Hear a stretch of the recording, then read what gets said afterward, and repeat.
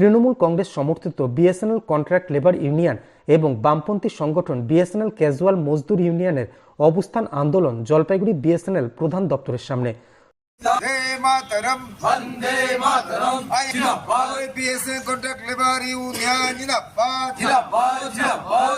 সমস্ত শ্রমিকের বেতন দিতে হবে, জবাব চাই, জবাব দাও। বেতন অনিয়ম কেন কেন্দ্রীয় সরকার জবাব চাই, বিএসএনএল কর্তৃপক্ষকে জবাব দিতে হবে। সোমবার বিএসএনএল দপ্তরের প্রায় 100 জন অস্থায়ী কর্মচারী এই আন্দোলনের সাথে যুক্ত হয়েছেন। দীর্ঘ 7 মাস থেকে বেতন পাচ্ছেন না বলে তাদের অভিযোগ। পাশাপাশি যে সংস্থা তাদের কাজে নিযুক্ত করেছে তারা তাদের পিএফেরও সুবিধা দিচ্ছে না বলে তারা জানান। তাই বাধ্য হয়ে লাগাতার আন্দোলনের পথে হাঁটতে বাধ্য হয়েছেন বলে দুই সংগঠনের তরফে জানানো হয়েছে। এদিন সকাল থেকেই তারা অবস্থান আন্দোলন শুরু করে দিয়েছেন। তৃণমূল সমর্থিত শ্রমিক সংগঠনের নেতা বিকাশ সরকার জানান, তাদের বকেয়া বেতন এবং পিএফ না দেওয়া পর্যন্ত তাদের এই আন্দোলন চলবে। কেন্দ্রীয় সরকারকেও এর দায়িত্বভার নিতে হবে, তাদের দাবি পূরণ করতে হবে। একদম ফ্রুটফুল, মানে এটার একটা দ্রুত ফাইনাল মীমাংসা আমরা চাই, সমস্যার সমাধান আমরা চাই। দপ্তরের ভূমিকা কি আছে সেটা? দপ্তরের কোনো ভূমিকাই নাই। এরা লেবার যে ল সেটা ভায়োলেশন করছে। যেভাবে টেন্ডারটা করেছে আমরা ঠিকাদারের আন্ডারে, ঠিকাদারের আন্ডারে বলে কি এটা খবরটা সেইভাবে ভাইরাল হচ্ছে না? আজকে যদি কোনো নেতা মন্ত্রী অন্য দল থেকে যায় সেটা একদম ভাইরাল হয়ে যায়, সমস্ত টিভি চ্যানেলে দেখায়। কিন্তু এই যে না খাওয়া শ্রমিক, এর থেকে বড় সমস্যা আর হয় না আমরা মনে করি, কিন্তু সেই জায়গাটায় পৌঁছায় না। কেন পৌঁছায় না আমি জানি না। হ্যাঁ, এটা আপনারা বহুবার করেছেন।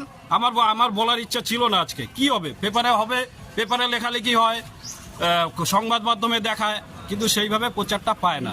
তা আমাদের অনুরোধ, আপনারা আন্দোলন না, প্রশাসনের টনক নড়ছে না, এটা অফিসটা বন্ধই আছে, আমরা বন্ধ করতে বাধ্য হয়েছি।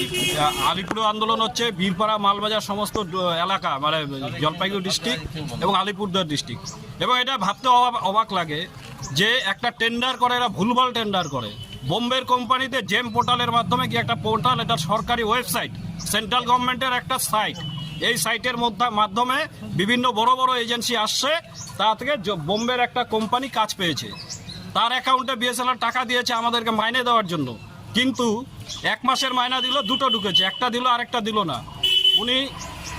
ওই কোম্পানি কেউ ফোন ধরছে না, আমরাও যোগাযোগ করার চেষ্টা করছিলাম, মিথ্যে কথা বলবো না, ম্যানেজমেন্টও যোগাযোগ করছে, চিঠি করছে, কোনো সারা শব্দ নেই। এবং এই ব্যাপারে যে আইনি পদক্ষেপ সেটাও নেই। লুক আউট নোটিশ এখনো জারি হয়নি, এফআইআর হয়নি। এর আগের কোম্পানি, আমাদের লোকাল কোম্পানি, এই যে 9 নম্বর গলিতে, আপনারা ধরেন না ওনাকে, টেলিফোন নাম্বার দিয়ে দিচ্ছি, উনি 38 লক্ষ টাকা ইপিএফ, ডিডিএম এন্টারপ্রাইজ 38 লক্ষ টাকা ইপিএফ এর মেরে দেওয়া হয়েছে। আমরা ডিএম এর কাছে গেছিলাম, এফআইআর করার দায়িত্ব কার? বিএসএনএল ম্যানেজমেন্টের। এইভাবে টাকা 9-6 হয়ে যাচ্ছে, লেবারদের পাওনা টাকা, এটা কর্পোরেট পুঁজি, একমাত্র এই বড় বড় সংস্থা, ঠিকাদার, এদেরকে পাইয়ে দেওয়া হচ্ছে। অথচ লেবারদের যখন দিচ্ছে না তখন করে এরা নীরব দর্শকের ভূমিকা পালন করছেন।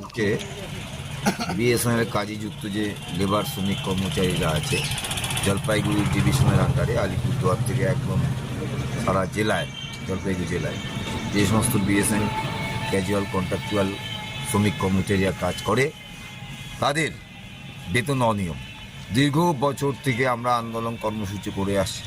আমরা দেখছিলাম যে এবছর তাদের বেতনটা নিয়মের মধ্যেই থাকবে, প্রত্যেক মাসের 1 থেকে 9-এর মধ্যেই তারা বেতন পাবে। কিন্তু দেখা যাচ্ছে যেখানে যে এজেন্সি নিয়োগ করা হয়েছে সেই এজেন্সি এই শ্রমিকদের ঠকাচ্ছে। কী করে ঠকাচ্ছে?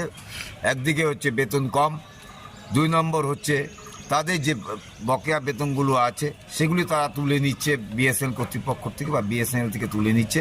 তাদের পিএফের, অন্য রাজ্যের পিএফের যে লিস্ট আছে বা চালান আছে সেটা দেখায় নিয়ে বিএসএনএল থেকে তারা পেমেন্ট নিয়ে চলে যাচ্ছে। কিন্তু আজকে কি হচ্ছে, আজকে বিএসএনএল যে সমস্ত শ্রমিক কর্মচারীরা আছে, ক্যাজুয়াল, কন্ট্রাকচুয়াল, সিকিউরিটি গার্ড থেকে শুরু করে বিভিন্ন ক্যাটাগরির যারা কাজ করে এখানে, তাদের পয়সাটা তারা উঠায় নিয়ে যাচ্ছে, কিন্তু এদের বেতনটা দিচ্ছে না। কয়েকদিন আগে 1 মাসের বেতন দেওয়া হলেও কিন্তু পরবর্তীতে এখন 3 থেকে 4 মাসের বেতন ওদের বকেয়া পড়ে আছে। সেই জন্যই আজকে আমাদের আন্দোলন, যে এইভাবে যেরকম এজেন্সি ঠকাচ্ছে, কেন্দ্রীয় সরকারও আমাদের শ্রমিকদের ঠকাচ্ছে। ন্যায্য হাজিরাটা থেকে বঞ্চিত, যেরকম পিএফ থেকে বঞ্চিত, এবং দেখার কেউ নাই বিএসএনএল এর। কেন্দ্রীয় সরকারকে এই দায়িত্ব নিতে হবে। যদি কেন্দ্রীয় সরকার এই দায়িত্ব না নেয়, আমাদের আন্দোলন কিন্তু চলবে আইএনটিইউসির সর্বভারতীয় আমরা আন্দোলন কর্মসূচি গ্রহণ করছি। আমরা শ্রমিক সংখ্যা কত রয়েছে? এখানে প্রায় 500 মতন শ্রমিক এখানে কাজ করে, সমস্ত সবই কন্ট্রাকচুয়াল। সব কন্ট্রাকচুয়াল, বেতন অনিয়ম আপনাদের তো বললাম আমরা। এই অবস্থায় আমাদের আন্দোলন শুরু হয়েছে, আন্দোলন চলছে আন্দোলন, এই হচ্ছে ব্যাপার। আজকে কি করছেন? এবং আজকে আমরা বিক্ষোভ প্রদর্শন করছি, কোনো আধিকারিকরাও আসেনি, কেউ আসেনি, সব চলে গেছে। অফিস কি যে বন্ধ? তারা অনিয়ম করছে, তাদের কাছে বলতে গেলে, শ্রমিকদের কথা বলতে গেলে তারা শুনে না। সেই জন্যই আজকে আমাদের কিন্তু আজকে এই আন্দোলনটা। অফিস কি পরিষেবা বন্ধ আছে? হ্যাঁ, অফিসের পরিষেবা এখন তো ভিতরে কি পরিষেবা জানি না, আমরা বাইরে আছি। অফিসে কেউ ঢুকতে পারেনি? এখন